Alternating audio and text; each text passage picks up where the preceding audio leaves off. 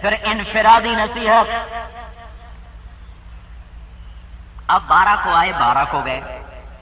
آمد بھی بتائی رفت بھی سن لو. 29 صفر عصر کی نماز کے بعد آپ گئے بقیع ایک جنازے میں. واپسی پہ آپ کو سر میں درد اٹھا. گھر پہنچتے پہنچتے اس میں شدت آئی اور وہ بخار میں بدل گیا. اما عائشہ کے گھر میں اس دن آپ کا قیام تھا. پھر رات تک بخار شدید ہو گیا اور اگلے دن دوسرے گھر میں گئے, بخار اور تیز. تو آپ نے کہنا شروع کیا کل کس گھر والوں کی باری ہے؟ تو فرماتے یہ حفصہ کی باری ہے. وہاں پہنچے, فرمایا کل کس کی باری ہے؟ کہا جی میمونہ کی باری ہے. جب میمونہ کے گھر پہنچے تو پوچھا کل کس کی باری ہے؟ تو ساری بیگمات کو اندازہ ہو گیا کہ اللہ کے نبی عائشہ کے گھر میں بیماری کے دن گزارنا چاہتے ہیں. تو جب حضرت میمونہ کے گھر میں آپ پہنچے تو ساری ازواج پاک حاضر خدمت ہوئی اور عرض کی یا رسول اللہ, ہم سب خوشی سے اجازت دیتی ہیں آپ بیماری کے دن عائشہ کے گھر گزاریں. تو آپ نے سب کا شکریہ ادا کیا. اس بیماری میں بھی عدل کو ہاتھ سے نہیں جانے دیا. علی و عباس کے کندھے پر ہاتھ رکھا اور اما عائشہ کے گھر پیر کے دن داخل ہوئے اور پیر کے دن دنیا سے رخصت ہو گئے. بیماری بڑھ جاتی ہے, جانے میں 5 دن باقی ہیں تو آپ فرماتے ہیں مجھے غسل دیا جائے. 7 کنووں کے پانی کا غسل دیا گیا اور پھر آپ نے پٹی باندھی کس کے سر کے درد کی وجہ سے اور علی اور فضل بن عباس کے کندھے پر ہاتھ رکھا. مسجد بھری ہوئی تھی, ظہر سے پہلے کا وقت ہے. آپ ممبر پر تشریف لائے اور آپ نے کہا لوگوں, میں نے ایک زمانہ تمہارے اندر گزارا ہے. میں نے کسی کو کوڑا مارا ہو, میری پیٹھ حاضر ہے. میں نے کسی کو بے عزت کیا ہو, میری جان حاضر ہے. میں نے کسی کا مال دبایا ہو, میرا مال حاضر ہے. مجھ سے بدلہ لینا ہے, یہاں لے لو. آخرت میں میرے خلاف دعویٰ نہ کرنا, میں وہ دعوے نہیں برداشت کر سکتا. جس کی تو فعل جنت کا در کھولے گا وہ کہہ رہا ہے یہاں بدلہ لے لو جو لینا ہے. میں آگے نہیں اللہ کے دربار میں جواب دے سکتا. اے کیا جواب دیں گے زمینیں دبانے والے, قتل ناحق کرنے والے, روزانہ رات کو شراب پی کر زنا کرنے والے, ماں باپ کے گریبان پھاڑنے والے, بھائی بھائی سے لڑنے والے, کیا جواب دو گے؟ پاک معصوم, پاک معصوم, پاک معصوم. میرے پاس الفاظ نہیں میں اس نبی کی شان بیان کروں. وہ پاک معصوم کہہ رہا ہے میں نے ممکن ہے کسی کو کوڑا مارا ہو, میری پیٹھ حاضر ہے, اٹھو مجھے کوڑا مار لو. میں نے کسی کو تھپڑ مارا ہو, میرا گال حاضر ہے, اٹھو مجھے تھپڑ مار لو.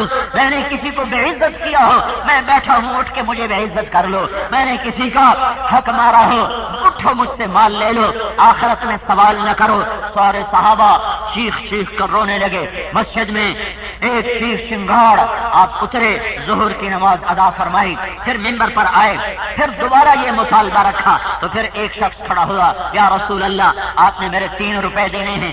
آپ نے فرمایا کس بات کے؟ تو اس نے عرض کیا سائل آیا تھا, آپ کے پاس تھے نہیں, تو آپ نے مجھے کہا تھا تو دے دے میں بعد میں دوں گا. آپ نے کہا ہاں مجھے یاد آیا. پھر آپ نے فضل بن عباس چچا زاد, یہ میرا قرضہ تیرے ذمہ ہے کیونکہ تمہارا نبی کہاں سے قرضے دیتا؟ جس رات کی صبح دنیا سے گیا تھا اس رات اس کے گھر میں ایک چھٹانک تیل نہیں تھا,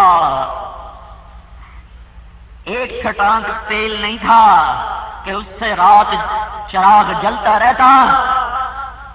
اما عائشہ ایک انصاری عورت کے گھر گئی ہے اور کہتی ہے اللہ کے نبی بڑے بیمار ہیں, ہمارے گھر میں تیل کوئی, تھوڑا سا تیل دے دو کہ رات کو چراغ جل سکے.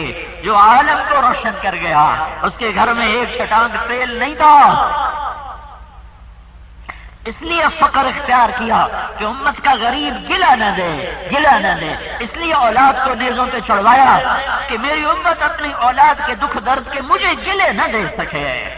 کون گلا دے گا اللہ کے نبی کو؟ اس کا گھر سب سے زیادہ قربانی کے لیے پیش ہوا ہے. کہاں سے 3 درم ادا کرتے؟ تیل تو ہے نہیں, درم کہاں سے ہوتے؟ پھر جمعرات آ گئی. آپ نے مغرب کی نماز تو پڑھائی, عشاء کی نماز کے لیے اٹھے اور غش آیا اور سرانے پہ سر رکھ دیا. پھر اٹھ کر پوچھا عشاء ہو گئی؟ کہا جی انتظار ہے. پھر آپ کو غش آیا, پھر آپ سرانے پہ گر گئے، پھر آپ اٹھے، کہا عشاء ہو گئی، کہا جی انتظار ہے، تو پھر آپ نے فرمایا ابو بکر سے کہو وہ عشاء کی نماز پڑھائے۔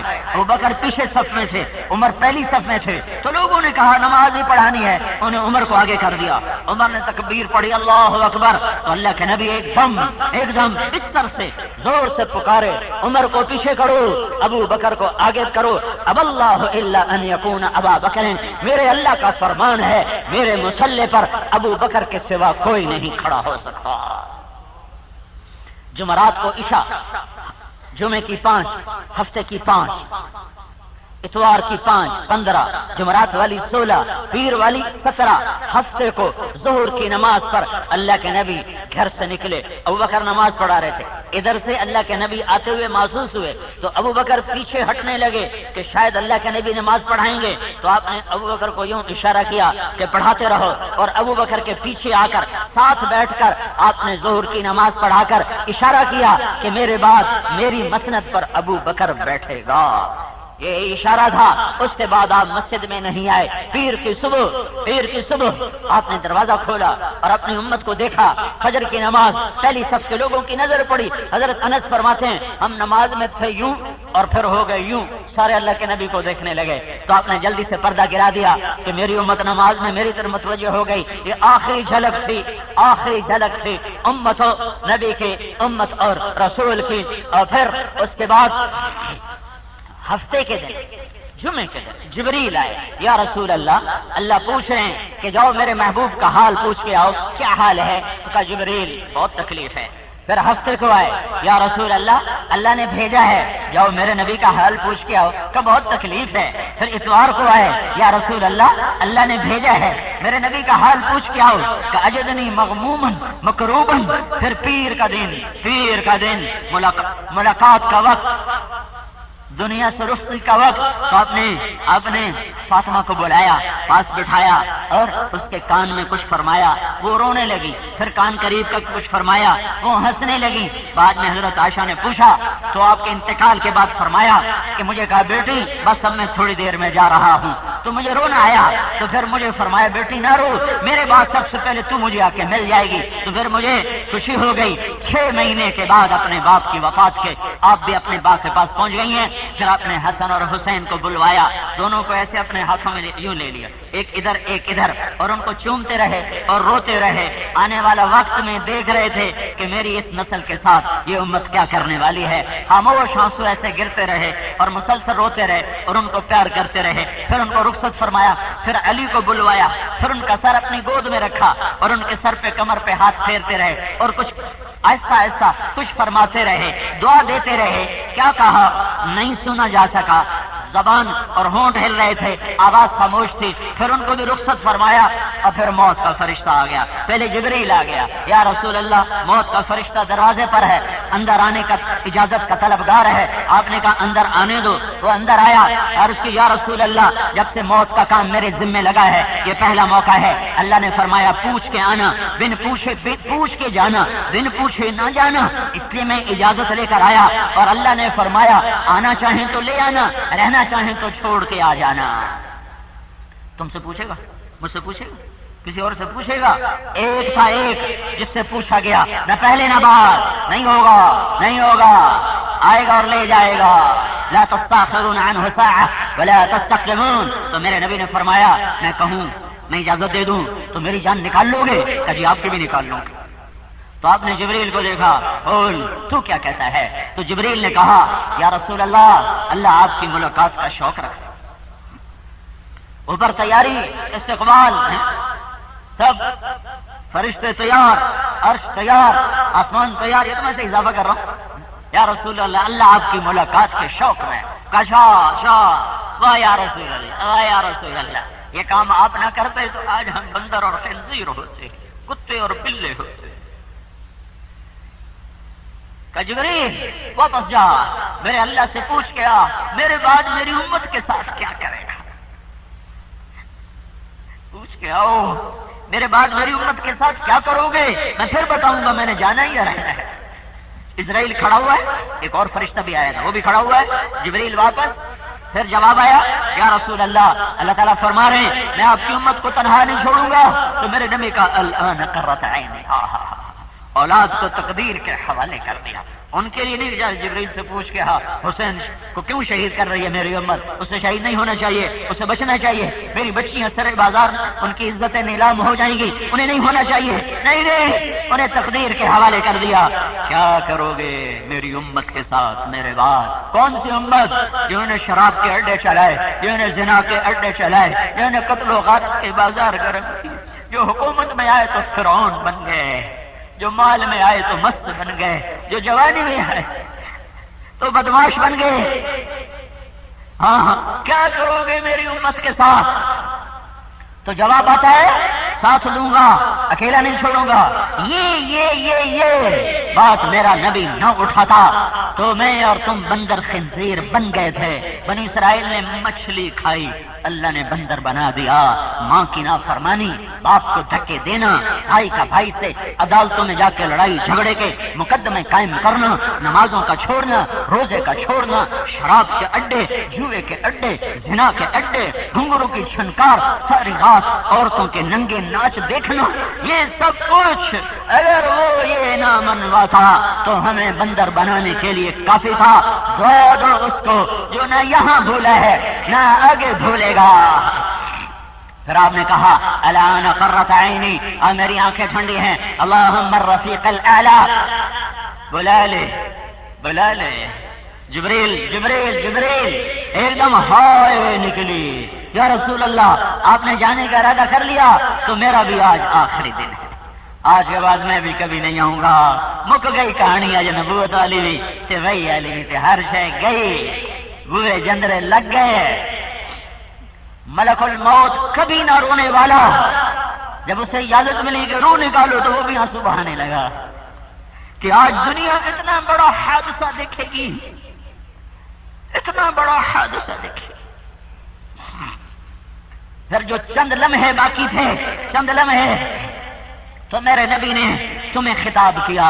تلنگانہ والو، پاکستان، ہندوستان، ایران والو، تاجکستان، قازقستان، عراق، شام، ترکی والو، الجزائر، ملائیشیا، انڈونیشیا، جاوا، سماٹرا، تیونس والو، لیبیا والو، مصر والو، سوڈان والو، عرب والو، اردن والو، الصلاۃ، نماز نہ چھوڑنا. کتنے ہیں تلنگانہ میں نمازی؟ کتنے ہیں دیہاتوں میں نمازی؟ الصلاۃ،